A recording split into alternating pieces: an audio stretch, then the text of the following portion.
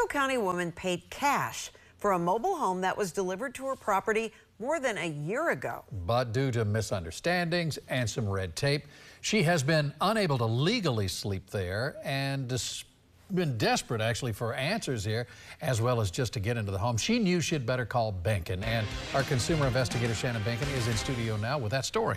Keith, Stacy, the air conditioning and electric is on, but without a certificate of occupancy from Pasco County government, this 77-year-old woman was told she couldn't fully move in, leaving her to sleep on a neighbor's couch for a year. I was born and raised in the city, but I'm a country girl at heart. Helen Townsend takes pride in her Pasco County property for herself. This is Tasha. And the animals that live inside and outside. Come here. Come on, baby. But one thing keeps this from truly being a home. She is legally prohibited from sleeping here, even though she paid $80,000 cash for the house more than a year ago. Like I said, I've had a rough time with a few things lately. And I didn't have any idea that this was going to be one of them. And I just want to be done and over with. I want to be in my house. Helen went through a used mobile home broker from Central Florida, and the house was delivered last year, but because of red tape and misunderstandings, setting up the home and getting inspections has been slow. The home is now ready, but she still doesn't have a certificate of occupancy. It's a building right now to me. It's just a building that I visit to come and do things in. And that means she can store her stuff here, but she can't fully move in and sleep here. I don't make coffee. I don't have a coffee pot that's making it. I buy coffee. She tells me a neighbor allows her to stay overnight at their house.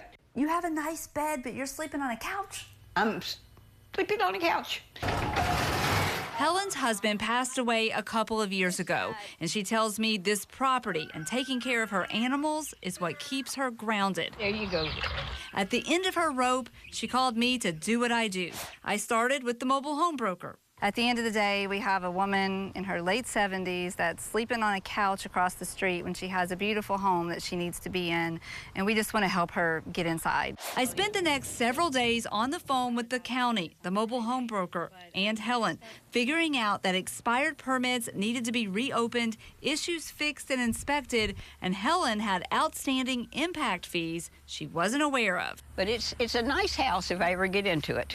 I was able to help all involved get on the path to get Helen legally moved into her home. I just want to be home with my kids. my animals are my kids. And I want to be able to fix it up and be proud of it and have friends and family come and say, I'll say sit down, and they can sit down someplace. Or if I want to fix a meal, I want to be able to do that.